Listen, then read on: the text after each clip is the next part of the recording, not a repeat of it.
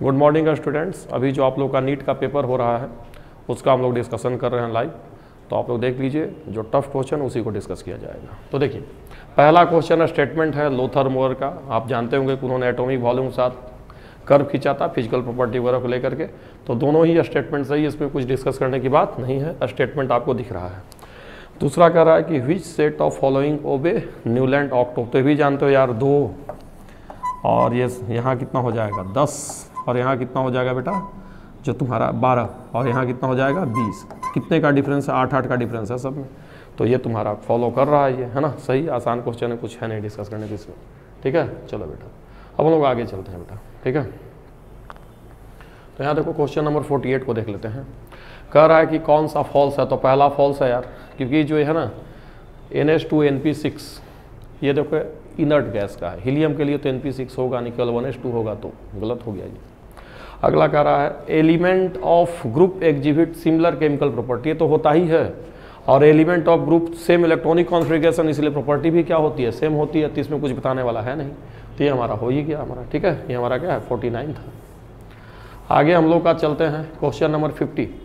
ये बताने की जरूरत नहीं है कि डी ब्लॉक का इलेक्ट्रॉनिक कॉन्फ़िगरेशन क्या होगा, तो ये आप सब लोग जानते हैं N-1D 1 से 10 और NH2 कॉपर क्रोमियम एक्सेप्शन वगैरह जो भी है, ठीक है। और अगला आपसे पूछा गया कि एक्टेनाइट्स कौन होगा। तो आई थिंक आप लोगों को पता है सारे बच्चों को कि 90 से 103 एक्टेनाइट्स होता है, उसी के बीच वाले हैं, तो सारे के सारे ही होंगे, ठीक है। चलिए देन आगे हम लोग चलते हैं। नेक्स्ट हम लोग का 52 और 53 है। तो 52 में कह रहा है कि रेडियस का ट्रेंड बताना है। तो सबसे ज़्यादा ऑक्सीजन -2 का होगा और सबसे कम मैग्नीशियम +2 का होगा। सब के सब आइसो इलेक्ट्रॉनिक हैं, और यहाँ पे जो है प्रोटॉन 8 है, यहाँ पे प्रोटॉन जो है वो 12 है।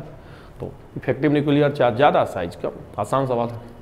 अगला पूछ रहा है बेरिलियम और बोरॉन में। तो जो बेरिलियम होता है बेटा, ठीक है ना, उसका क्या होता है 2s2 होता है, 2s2। तो और इसका क्या होगा 2p1 होता है।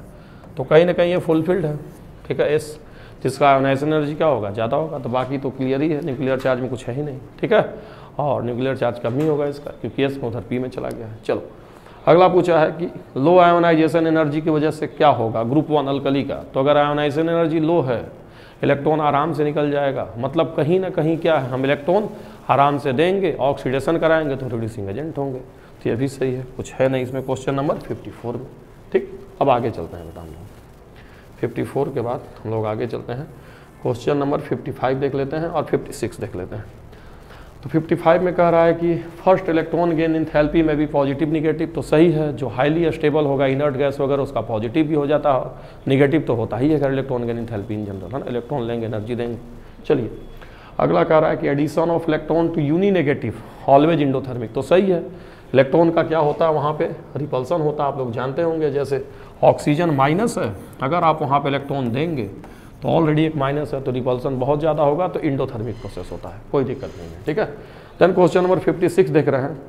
Lowest ionisation energy highest electron gain enthalpy. तो सबको पता है कि लोएस्ट आयोनाइजेशन एनर्जी अल्कली का होगा, और जो electron gain enthalpy highest halogens का ही होगा। इलेक्ट्रॉन लेते हैं वो तो इलेक्ट्रोनेगेटिव भी होते हैं, तो कोई दिक्कत है नहीं, ठीक। अब आगे हम लोग चलते हैं 57 58। तो यहाँ देखो इलेक्ट्रॉन गेन इंथैल्पी का डिफरेंस कह रहा है कि मैक्सिमम कहाँ होगा। तो देखो सबके सब इनर्ट ही हैं, देखो ऑर्गन है, नियोन है, तो ये लोग का ऑलमोस्ट इलेक्ट्रॉन गेन इंथैल्पी क्या ऑलमोस्ट 0 होगा, है ना, ऑलमोस्ट 0, थोड़ा बहुत पॉजिटिव। और ये जो आपका क्लोरीन है उसका इलेक्ट्रॉन गेन इंथैल्पी सबसे हाईएस्ट होता है, फ्लोरीन से भी ज़्यादा होता है, एक्सेप्शनल होता है, आप लोग जानते हैं, ठीक ना। तो यहीं पर सबसे ज़्यादा डिफरेंस मिलेगा। अब आगे मैच करने को कह रहा है, तो यहाँ तो देखो एक दो मैं इसमें बता देता हूँ। जैसे ये देखो यार तुम्हारा हीलियम है पहला, तो हीलियम का जो आयोनाइजेशन एनर्जी वो हाईएस्ट हो जाएगा, संभाल ही लोगे, ठीक है।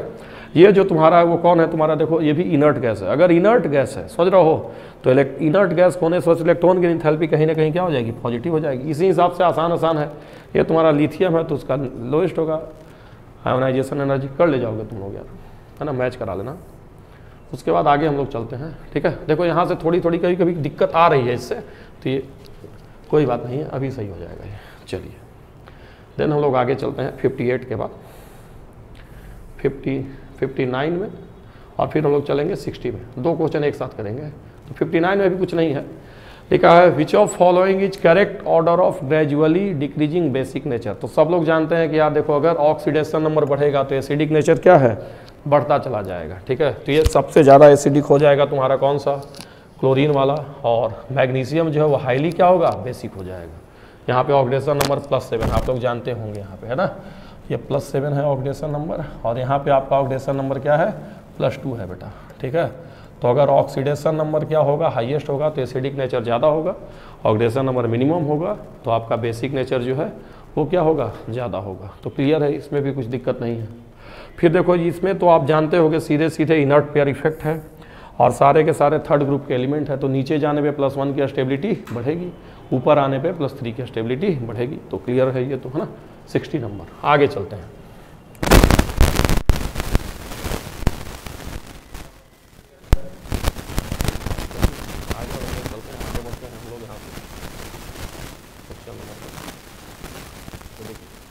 हम लोग का 61 है। In long form of periodic table balance electronic configuration जो है कितना होगा, देखो समझ रहे हो यहाँ पे, ये अगर ईथर है मतलब सल्फर है,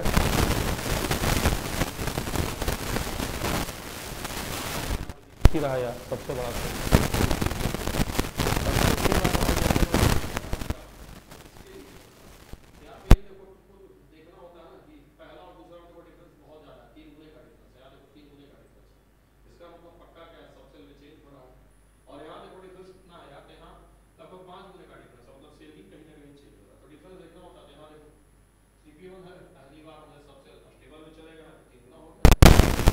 इलेक्ट्रॉन निकाला तो चौथा में तो इनर्ट गैस वो है ना, यहाँ पे साफ साफ दिख रहा है, बस क्रॉस चेक करना होता है। तो ये जो डाटा है इनर्ट गैस के लिए तभी 5 गुना हुआ है। ठीक है, तो आप लोग कर ले जाएंगे क्वेश्चन नंबर 60। ठीक है, चलिए आगे हम लोग चलते हैं 62 के बाद। 63 है ना, आपका ब्लॉक है, एटॉमिक नंबर है और कोड है, तो मुझे नहीं लग रहा ये सवाल डिस्कस करने की जरूरत है, सारे बच्चों को पता होता है अगर आप नीट का प्रिपरेशन कर रहे हैं। चलिए, फिर सब एस ब्लॉक सब डी ब्लॉक दिख रहा है आपका। ठीक है, चलिए 64 आपका है लिखा, इसमें से कौन सा इम्पोर्टेंट याद रखना होता है कहीं ना कहीं। ठीक है, तो जो आपका SnO2 है वो क्या आपका होता है, इम्पोर्टेरिक ऑक्साइड होता है, एसिड बेस दोनों से रिएक्शन करना होता है। चलिए देन 65 में चलते हैं। कह रहा electronic the element expected to be largest, है ना, तो सबसे ज़्यादा लार्जेस्ट कौन बनाएगा, नाइट्रोजन ही तो बनाएगा। जब नाइट्रोजन इनर्ट गैस में जाएगा, क्वेश्चन पढ़ो, है ना, ये कह रहा है आपका कि जब नोबल गैस कॉन्फ़िगरेशन बनाएगा, तो जब ये नोबल गैस कॉन्फ़िगरेशन बनाएगा तो कहाँ जाएगा, नाइट्रोजन -3 में जाएगा, तो सबसे बड़ा रेडियस हो जाएगा इसका। ठीक है, फिर कह रहा है कि आपका इंक्रीजिंग ऑर्डर ऑफ इलेक्ट्रोनिगेटिविटी, से मैं क्या बताऊँ, तुम लोग तो जानते होगे, fluorine, oxygen, nitrogen, carbon, silicon, ये बिल्कुल याद करने वाला सवाल है। ठीक है, इसमें कुछ है नहीं डिस्कस किया जाए 66 में। Then 67 and 68। 67 बात कर रहा है first ionization potential nitrogen oxygen का दिया हुआ है, तो आप लोग जानते होंगे यहाँ पे थोड़ा सा चक्कर होता है। नाइट्रोजन जो होता है आपका हाफ फील्ड होता है ना, आप लोग पता होगा, यहाँ नाइट्रोजन का जो होता है P3 होता है और जो ऑक्सीजन होता है उसका P4 होता है। तो ये हाफ फील्ड होने की वजह से नाइट्रोजन का फर्स्ट आयोनाइजेशन एनर्जी ऑक्सीजन से ज़्यादा होता है। ठीक है, तो फर्स्ट ऑप्शन क्रॉस चेक करके बताना था। फिर क्वेश्चन नंबर 68 जो कह रहा है कि 24 gram of organic compound that contains carbon and hydrogen give 66 gram of CO2, 15 gram of water on complete combustion. जब इसमें करना कुछ नहीं है, यहाँ जो CO2 दिया है ना, जो CO2, यहाँ से तुम क्या करो, मोल निकालो कार्बन का। तो कैसे निकालोगे, 66 और बटे में 44 करो बेटा, 66 बटे में 44 करोगे तो CO2 का मोल आएगा। किसका मोल आएगा, CO2 का। और उसमें कार्बन कितना, 1 है, 1 से गुना करोगे तो क्या आ जाएगा, उसमें कार्बन का मोल आ जाएगा। और फिर अगर उसमें 12 से मल्टीप्लाई कर लोगे बेटा, किससे मल्टीप्लाई कर लोगे, 12 से, तो मास ऑफ कार्बन आ जाएगा। ये CO2 का मोल हुआ, ये कार्बन का मोल हुआ, और ये कार्बन का क्या हो गया, मास हो गया। और अगर इसको आप सोल्व करोगे तो 18 आएगा, ये आएगा ना, देखो यहाँ से घटाओगे तो, है ना, 18 आएगा, ये 18 1.5 गुना। अब ये 18 आ गया है, और अब तुम परसेंटेज अगर तुम्हें निकालना है, ठीक है, तो 24 ग्राम कंपाउंड है, उसमें कार्बन 18 ग्राम तुमने निकाल लिया, तो परसेंटेज निकाल लो बेटा 18 और डिवाइडेड बाई 24 कर लो बेटा, है ना। तो यहाँ से निकालोगे तो जो परसेंटेज आ जाएगा कार्बन का, दैट इज 70 × 100 कर लो बेटा, तो 100% आ जाएगा कार्बन। तुम 75% आएगा कार्बन। अगर पहला तुम्हारा आ गया तो दूसरा तो ऑटोमेटिकली 25 होगा। तो इस डाटा का कोई यूज ही नहीं था वाटर वाले का। तो ऐसे सवाल आएंगे तो एग्जाम में ऐसे ही करना, जल्दी करना, ठीक ना, दोनों की परसेंटेज निकालने की जरूरत नहीं है। चलो आगे, अब देखो हम 69 पे चलते हैं। ये कह रहा है कि, है ना, इक्वेशन थोड़ा सा बनाना होगा। AB2 है ना, तो AB2 है अगर तो हम कहेंगे तो AB2 मतलब एक A हो गया बेटा, और साथ में क्या हो गया बेटा 2B, 1 मोल, तो A और प्लस 2B। इसी का मास आपका कितना दिया हुआ है 225। मैं ग्राम की बात करता हूँ, केजी में चेंज कर लेना, 10⁻³ है। तो अच्छा 2 मोल A2B2 का 600 है, 2 मोल A2B2 का, तो 1 मोल का कितना होगा 300। A2B2 मतलब इसमें कितने A होंगे बेटा बताओ, 2 A होंगे, और कितना B होगा बेटा, 2 ठो B भी होगा बेटा। तो 2 ठो A और 2 ठो B का मास कितना दिया है 300। ध्यान देना 2 मोल का मास दिया है 600, तो 1 मोल का मास कितना होगा 300, और A2B में 2 A एटम और B एटम, बस इन दोनों का आप क्या है 2 इक्वेशन है, सोल्व कर लो, तुम्हारा आंसर क्या है फटाफट मैच कर जाएगा ये, है ना। यहाँ से तुम जैसे ही इसमें से इसको क्या है घटाओगे, A की वैल्यू सीधे सीधे क्या है 75 आ जाएगी, वैल्यू पुट रखोगे, अपने आप पुट करोगे, अपने आप B की वैल्यू आ जाएगी। आसान सवाल था। चलो अब आगे चलते हैं। Then we move to question number 70। 1 litre है ना, तो हम लोग को थोड़ा सा ध्यान देना है। ये 1 लीटर है, 0.2 m सॉल्यूशन। अब देखिए प्रीवियस ईयर का क्वेश्चन है ये, इसमें मेन आपको आप ये ध्यान रखना है कि आपका बाहर कौन है, ये आपका कॉम्प्लेक्स है, इसमें बाहर कौन है तो एक ब्रोमीन बाहर है, ठीक है, मिक्स्ड विथ एक और सॉल्यूशन के साथ हम मिला रहे हैं, उसमें हमारा बाहर कौन है सल्फेट है। ये तो कॉम्प्लेक्स का पार्ट रिएक्शन ही नहीं करेगा, और रिजल्टिंग सॉल्यूशन को हम क्या है 2 इक्वल पार्ट में हम डिवाइड कर दे रहे हैं, और 1 लीटर सॉल्यूशन X का ले रहे हैं और 1 लीटर किसका ले रहे हैं, और दोनों का रिएक्शन करवा रहे हैं। कह रहा है कि कितना मोल Y और Z का बनेगा। तो देखो पहला जो सॉल्यूशन था, पहला सॉल्यूशन, उसका जो हम रिएक्शन करवा रहे हैं किसके साथ करवा रहे हैं रिएक्शन, AgNO3 के साथ। तो जो पहला सॉल्यूशन हमारा है उसमें हम मोल अगर हम निकालते हैं तो मोल हमारा कितना आ जाएगा 1 × 0.02, ये मोल होगा किसका,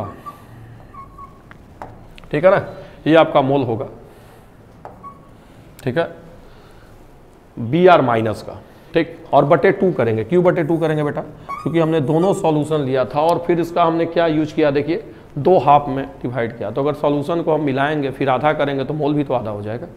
तो ये मोल आपका Br माइनस का आएगा। इसका हम रिएक्शन किससे करा रहे हैं, AgNO3 से, पहली वाले सॉल्यूशन का। तो अगर AgNO3 से हम रिएक्शन कराएंगे तो कितना बनेगा, ये एक्सेस है तो यहाँ से जितना मोल इसका रहेगा उतना ही मोल इसका बनेगा यार। तो कितना मोल बनेगा बताओ, 0.01 बनेगा नहीं बेटा, ये 0.01, ठीक। अगर पहला का 0.01 बन गया बेटा, है ना, तो दूसरा बनाओगे तो दूसरा भी तुम्हारा 0.01 ही बनेगा, यही इसका आंसर आएगा। इसको भी वही सेम तरीके से करना है। कैसे करोगे, तो इसका जब तुम रिएक्शन कराओगे तो किससे रिएक्शन होगा, BaCl2 से जब रिएक्शन होगा तो ये क्या बनेगा, BaSO4 बनेगा, BaSO4 बनेगा, ये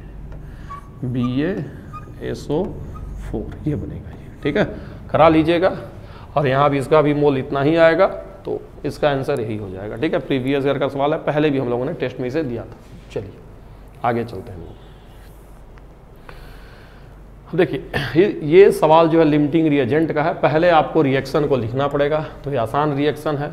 आप BaCl2 ले लीजिए और इसको बैलेंस करने के लिए आप 3 मोल ले लीजिए, और उसके बाद आप ले लीजिए Na3PO4 ले लीजिए, Na3PO4 ये ले लीजिए आप, Na3PO4। और जब आप रिएक्शन कराएंगे तो आप बना कर रहे हैं, ये 2 मोल लेना पड़ेगा, है ना। और फिर आपका क्या बनेगा, Pa3PO4 का होल ट्वाइस बनेगा ये, ठीक है। और साथ में आपका क्या बन जाएगा बेटा ना, साथ में आपका बन जाएगा जो है NaCl बन जाएगा, 6 NaCl। चलिए NaCl से हमें मतलब नहीं है। अभी Lr का सवाल है, इसका 0.5 मोल दिया हुआ है, पहले वाले का ये दिया है 0.5 मोल, और दूसरे वाले का दिया है 0.2 मोल। तो Lr के लिए पता नहीं, इसको 2 से डिवाइड करोगे, इसको 3 से डिवाइड करोगे, तो यही जो है Lr आएगा तुम्हारा लिमिटिंग रिएजेंट। जानते हो तुम लोग Lr आ गया, और इसका 0.1 है तो इसका भी कितना बन जाएगा 0.1, और इंटू क्या हो 1। सीधे कहेंगे 2 मोल से 1 मोल, तो 0.2 मोल से 0.1 मोल, या जो कट के आया कोफिशिएंट से मल्टीप्लाई कर लो, तो हो गया ये क्वेश्चन, ठीक है। अगला सवाल भी सेम है बेटा, ठीक है। नेक्स्ट क्वेश्चन भी सेम है, बस यहाँ हमने मोल दिया था और यहाँ हम किस में बात कर रहे हैं, मास को लेकर बात कर रहे हैं, ठीक है ना। तो यहाँ भी पहले आपको Lr निकालना पड़ेगा। तो आप जब मोल निकालेंगे यहाँ पे तो 1 मोल आ जाएगा बेटा। यहाँ 15 ग्राम H2 दिया है, जब यहाँ आप मोल निकालेंगे H2 का तो 7.5 मोल आएगा बेटा। और फिर जब आप इसको डिवाइड करेंगे है ना 7.5 मोल आएगा, ठीक है। और फिर डिवाइड करेंगे LR निकालने के लिए, इसको 1 से डिवाइड करेंगे, इसको 3 से डिवाइड करेंगे, कोफिशिएंट से डिवाइड करते हैं ना मोल निकालने के बाद, तो क्लियरली ये LR है। तो इसी के हिसाब से हमारा क्या है, रिएक्शन प्रोसीड करेगा। तो इसमें LR कौन हुआ, तो N2 तुम्हारा LR हुआ, और इसका 1 मोल से इसका 2 मोल बनेगा, दिख रहा है साफ साफ, तो 2 मोल बनेगा, और इसका 1 मोल है भी तो 1 मोल से 2 मोल बनेगा। LR निकालने के लिए कोफिशिएंट से डिवाइड करते हैं। बहुत सारा सवाल दिए हैं, ठीक है। चलिए आगे चलते हैं। 72 के बाद हम लोग चलते हैं क्वेश्चन नंबर 73 में, है ना। तो देखो ये बिल्कुल आसान सवाल है, बैलेंस रिएक्शन है। यहाँ भी आपको कहीं ना कहीं क्या निकालना होगा, LR पहले निकालना होगा। बार बार हम लोग सवाल दे रहे हैं ताकि आप प्रैक्टिस करें, इसमें स्ट्रांग हो जाए। स्टोइकोमेट्री से सबसे ज़्यादा क्वेश्चंस आते हैं, ठीक। तो पहले हम लोग यहाँ पे करेंगे क्या बेटा, मोल निकालेंगे इसका। तो जब आप यहाँ मोल निकालेंगे तो ये 4640, इसको आपको किससे डिवाइड करना होगा, 232, जो इसका मोलर मास है, आप डिवाइड करेंगे तो देखिए ये 20 आएगा, है ना मोल। ये आपका कितना है, 2.1 है। तो अगर आप 2.1 है, इसको आप ग्राम में ले जाएंगे और फिर किससे डिवाइड करेंगे, 28 से अगर आप इसको डिवाइड करेंगे, समझ रहे बेटा। तो देखिए 7 से कटेगा ये, तो यहाँ 4 आएगा, है ना, यहाँ 300 आएगा, और फिर जब ये कटाएंगे इसको तो फाइनल ये 75 आएगा। कितना आएगा, 75। फिर इसको आप 4 से कटाओगे, इसको किसको कटाओगे, जो मोल आया है इसको, जो 20 मोल आया उसको 1 से डिवाइड करोगे। LR निकालने के लिए पहले मोल निकाले हैं, कोफिशिएंट 1 है, 1 से डिवाइड करेंगे। यहाँ मोल 75 आया है, 4 से डिवाइड करेंगे, तो देखो ये तो 20 आएगा, 75/4 करेंगे तो 20 से तो कम ही आएगा। तो यही तुम्हारा LR है। तो यही डिसाइड करेगा कितना बनेगा। अब किसका ये पूछ रहा है ना, कह रहा है कितना रिएक्ट करेगा, तो आयरन पूछ रहा है तुमसे, यही पूछ रहा है ना क्वेश्चन में। थोड़ा सा इसको हम लोग छोटा करते हैं तो हम लोग को पता चलेगा, है ना। देखिए ये पूछ रहा है अमाउंट ऑफ, रुक जाओ बेटा थोड़ा सा और छोटा करते, amount of iron produce, iron ही पूछ रहा है, ठीक है। तो चलो अगर अमाउंट ऑफ आयरन पूछ रहा है तो अब देखो इस यही LR है, तो इसका कितना मोल बनेगा, तो यहाँ तुम लोग इसको बना सकते हो। 4 मोल से कितना मोल बन रहा है, 3 मोल बन रहा है। तो सीधी सी बात है 75 से कितना बनेगा, तो 75/4 × 3 इतना मोल बनेगा ये, या ऐसे भी तुमको पता होगा 75/4 करेंगे, जो कोफिशिएंट है उधर क्या है मल्टीप्लाई कर देंगे, और फिर मास लाने के लिए इसको 56 से मल्टीप्लाई कर देंगे।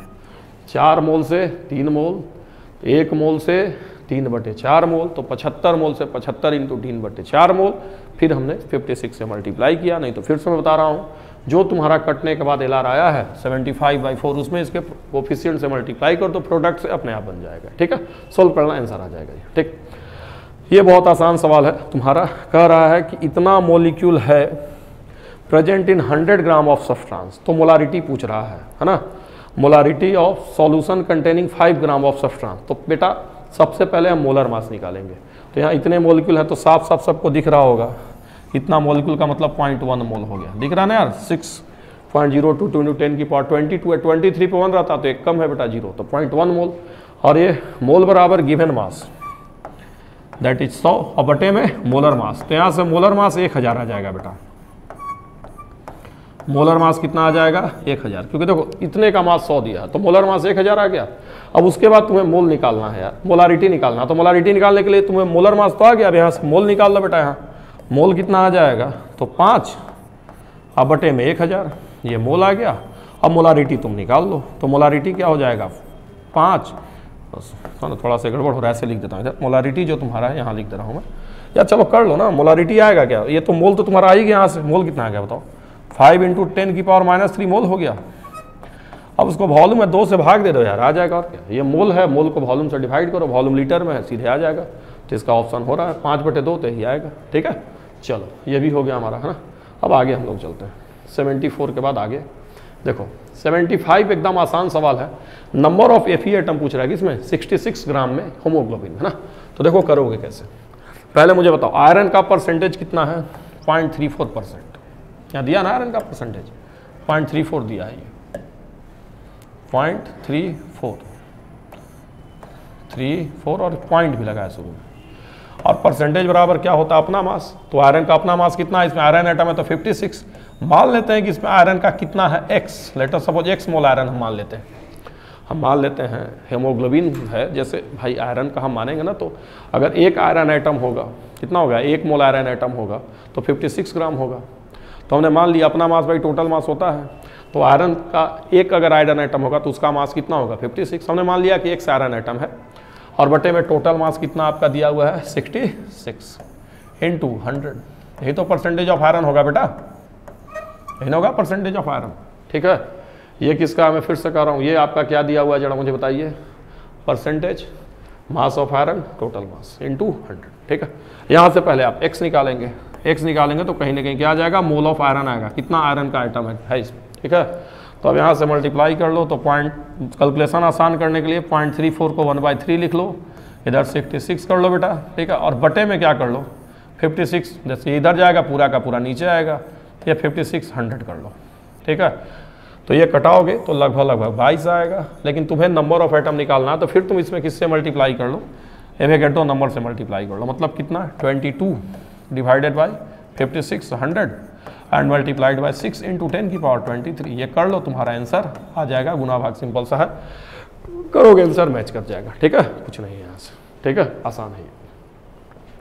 फिर देखो प्रीवियस ईयर का सवाल है, जिसको मैं बता रहा हूँ, जब भी इस तरह का कोई सवाल रहे तो मास का सवाल हो तो मास बेसिस पे ही करो। जैसे देखो ये मैग्नीशियम कार्बोनेट है और इसको हम गर्म करेंगे बेटा, तो क्या क्या बनेगा बताओ, MgO बनेगा और साथ में क्या बनेगा, CO2 बनेगा।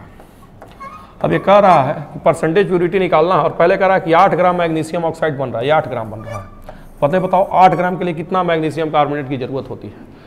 तो मैं फिर से कह रहा हूँ, जब भी इस तरह का रिएक्शन मास बेसिस पे तो मोल में मत जाओ, कॉम्प्लिकेटेड होता है बेटा, मास पे ही करो ना। अब तो तुम लोग इतना पढ़ चुके हो, एग्जाम देने वाले हो, तो यहाँ देखो ना यार 40 ग्राम है, साफ साफ दिख रहा है कि 40 ग्राम मैग्नीशियम ऑक्साइड बन रहा है, 44 ग्राम CO2 बन रहा है और 84 ग्राम मैग्नीशियम क्या है, कार्बोनेट खत्म हो रहा है। तो सीधे कहेंगे इसके 40 ग्राम को बनाने के लिए इनका 84 ग्राम खत्म हो रहा है, तो इनके 8 ग्राम को बनाने के लिए कितना होगा, 84/40 इंटू 8। तो यहाँ से 16 पॉइंट समथिंग आएगा, ये कटा लो बेटा, 5 आएगा, 16 पॉइंट कुछ 8 ग्राम आएगा ये, और इतना एक्चुअल चाहिए और इसका मास कितना है 20, तो बटे 20 करके 100 कर लो बेटा, यही परसेंटेज प्यूरिटी आ जाएगी। ठीक है, गिवन मास एक्चुअल मास करेंगे तो आ जाएगा। ठीक है ना, परसेंटेज प्यूरिटी। ये क्वेश्चन नंबर 76 है। फिर तो ये नीट का सवाल है, पिछली बार आया था, तो इसमें कुछ है नहीं, मैं फिर से बता दे रहा हूँ, हम लोग टेस्ट में भी दे चुके हैं, नीट में भी आया हुआ वही सवाल दे रहे हैं, जो बार बार आप लोगों को कहीं दिक्कत ना हो बनाने में। तो यहाँ देखो रिएक्शन भी दिया हुआ है, तो अब देखो HCl दिया हुआ है, HCl कितना दिया हुआ है 50 ml, और तो इसको अगर हम लीटर में चेंज करेंगे कितना हो जाएगा, और साथ में कितना हो जाएगा 0.05, ये HCl का मोल हो गया है बेटा। ठीक है, अब इसका अगर 2 मोल है तो इसका क्या मोल चाहिए, 1 मोल चाहिए, तो जितना मोल इसका है इसका इससे आधा मोल चाहिए, तो इसका अगर हम मोल निकालेंगे है ना, इसको अगर इससे मल्टीप्लाई कर लेते हैं तो यह आ जाएगा बेटा है ना, यहाँ 1 0 जाएगा ना, तो 25 इंटू 10 की पावर -3, तो ये कितना हो जाएगा 25 इंटू 10 की पावर -3 और बटा 2, ये किसका मोल आएगा, CaCO3 का मोल आएगा बेटा। ठीक है, मोल, अगर मोल को अगर हम 100 से मल्टीप्लाई कर दें तो हमारा क्या है, मास आ जाएगा। तो अगर जो आपका मास की अगर हम बात करते हैं CaCO3 का, तो दैट इज आपका ये क्या आएगा 2.5 और बटे में 2 है ना, ये गुना होने के बाद है ना, ये आपका क्या चाहिए, एक्चुअल मास हमको चाहिए, प्योर मास, लेकिन परसेंटेज प्यूरिटी कितनी दी है 95% है ना। तो क्या हो जाएगा, प्योर मास ये है, मान लेते हैं सैंपल का मास कितना है x, pure mass of CO3 बटे में सैंपल का मास इंटू 100, यही तो 95% दिया हुआ है बेटा, है ना, 95% दिया। प्योरिटी का क्या मतलब है, इतना प्योर हमें चाहिए, कितने में से, x में से, x ग्राम रहेगा उसमें इतना प्योर है, उसी की वैल्यू क्या है 95% है। सोल्व कर लीजिएगा, आ जाएगा आपका। ठीक है, वही x निकालना है। ठीक, अब देखो फिर से 3 ग्राम Mg किसके साथ रिएक्ट हो रहा है, O2 के साथ में। बार बार करो बेटा, अगर ऐसा सवाल है तो इसको कैसे करो, मास से करो, जल्दी बनेगा। देखो एकदम तुरंत बनेगा। जैसे Mg का रिएक्शन किससे कराओ, O2 से कराओ, और क्या बनाओ, MgO बनाओ, रिएक्शन बैलेंस करो तुरंत। ठीक, ऐसे। अब अगर तुम इसको मोल पे जाओगे, जैसे 3 ग्राम है ये 0.5 ग्राम है ना, ये 0.5 ग्राम, फिर मोल निकालोगे तो बड़ा लेंदी हो जाएगा बेटा। तो सीधे मास से कहो ना, सीधे कहो कि ये दिख रहा है कि इसका 2 मोल मतलब 48 ग्राम, इससे क्या ग्राम से रिएक्शन कर रहा है 32 ग्राम से 48 ग्राम 32 ग्राम से रिएक्शन कर रहा है। इसका तो साफ साफ दिख रहा है यार कि 3 ग्राम 0.5 से थोड़े ना करेगा, इतना थोड़ी डिफरेंस आएगा। साफ साफ दिख रहा है कि यही क्या आपका एलआर है, क्योंकि 48 ग्राम 3.2 ग्राम से करेगा तो कहीं ना कहीं अगर इसका हम लेंगे 4.8 ग्राम तो 3.2 ग्राम से करना चाहिए था, ये तो बहुत ही कम है। तो साफ साफ दिख रहा है कि वही एलआर है, इसी बेसिस पर हम करेंगे। अब हम लोग उल्टा पढ़ेंगे कि 32 ग्राम कितने ग्राम से रिएक्शन करा, 48 ग्राम से, तो 0.5 ग्राम कितने से रिएक्शन करेगा, है ना। अगर 32 ग्राम 48 ग्राम से रिएक्शन करा तो 1 ग्राम कितने से रिएक्शन करेगा, 48 बटे में 32 इंटू 0.5, ठीक है। इसको आप सोल्व करेंगे अगर बेटा, है ना, ये 0.5 है ना, तो ये सोल्व करने पे आएगा, इधर पॉइंट आ जाएगा शुरू में, ठीक है, 0.84 ग्राम। तो इसका 32 ग्राम इसके 48 ग्राम से कर रहा है, इसका 0.5 ग्राम इसके 0.84 ग्राम से कर रहा है। तो साफ साफ दिख रहा है कि इसमें से कौन लिमिटिंग रिएजेंट होगा, तो Mg ही लिमिटिंग रिएजेंट है, समझ रहे हैं। Mg इज नहीं sorry O2 is limiting reagent, है ना, O2 is limiting reagent and Mg is excess है। Mg जो आपका क्या है वो एक्सेस में है, ज़्यादा है, ठीक है ना। यहाँ से आप घटा लेंगे तो पता चल जाएगा आपको, ठीक है। ये हमारा कौन सा क्वेश्चन नंबर था, क्वेश्चन नंबर 78, ठीक है। आगे चलते हैं बेटा, 78 के बाद आगे, ठीक है। अब जो क्वेश्चन नंबर 79 है उसमें कुछ नहीं करना है, आसान सवाल है। तो हैबर प्रोसेस है ये, ठीक है। और हैबर प्रोसेस आई थिंक बहुत बार आपको बताया भी गया होगा, ये सवाल प्रीवियस ईयर में भी आया है। तो कुछ नहीं करना है, आप क्या लिखेंगे, N2 प्लस 3H2 बराबर 2NH3। देखो सारे वैसे सवाल दिए गए हैं परसेंटेज यील्ड वगैरह, जहाँ आपको दिक्कत होती है। अब दोनों का 30-30 लीटर लिए हैं, तो 30 इसका 30 इसका, तो साफ साफ दिख रहा है कि यही एलआर है, ठीक है। और परसेंटेज यील्ड 50% है, परसेंटेज यील्ड जो है यील्ड है इसका वो कितना है, 50% ही है।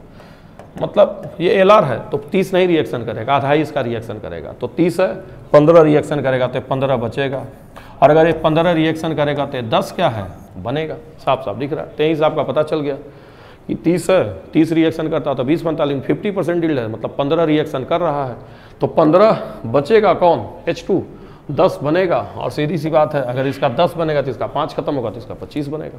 आसान सवाल है। देखो ये कुछ नहीं है, law of conservation of mass पे है, सवाल आसान। अगर 10 ग्राम तुम रिएक्टेंट लोगे तो प्रोडक्ट भी 10 ग्राम ही बनेगा।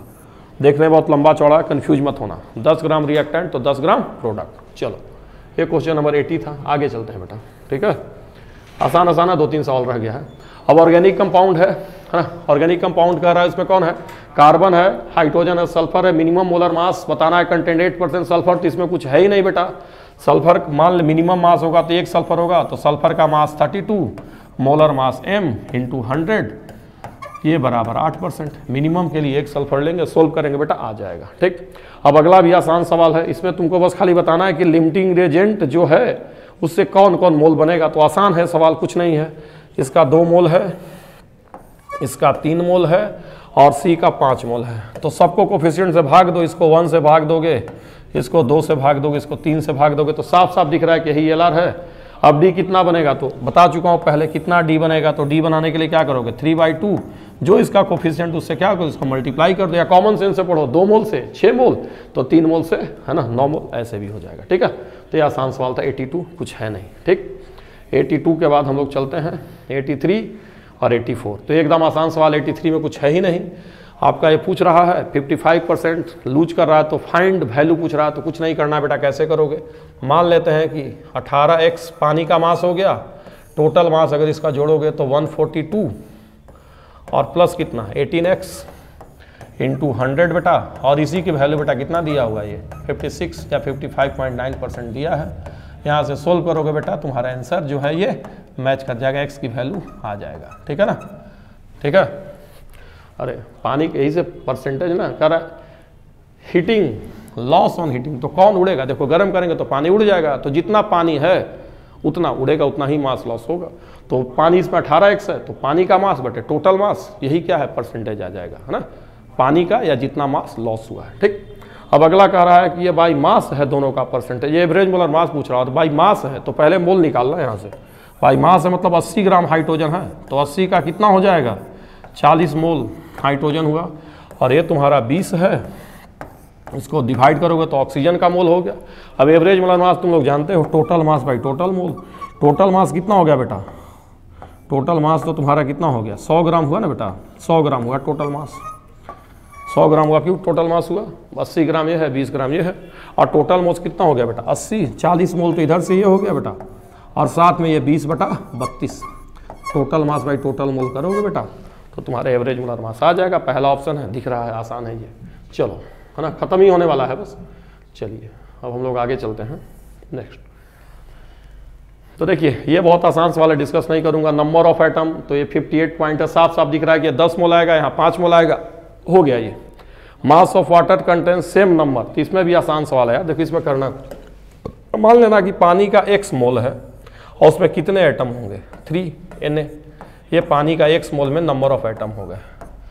अब इधर से अगर हम नंबर ऑफ एटम निकालेंगे तो 2.8 और बटे में क्या करेंगे 28, ये मोल हो गया, 6 × Na हो गया।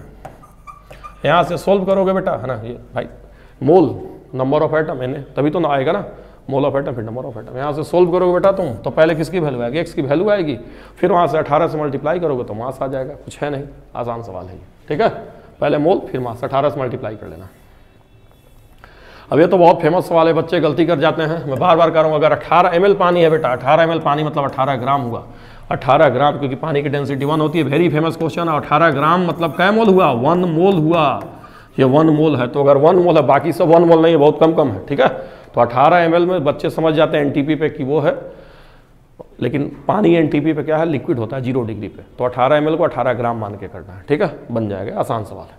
अब देखिए क्वेश्चन नंबर जो 88 है, ये सवाल प्रीवियस ईयर का बड़ा अच्छा सवाल है, इसको हम बता देते हैं आपको, ठीक है।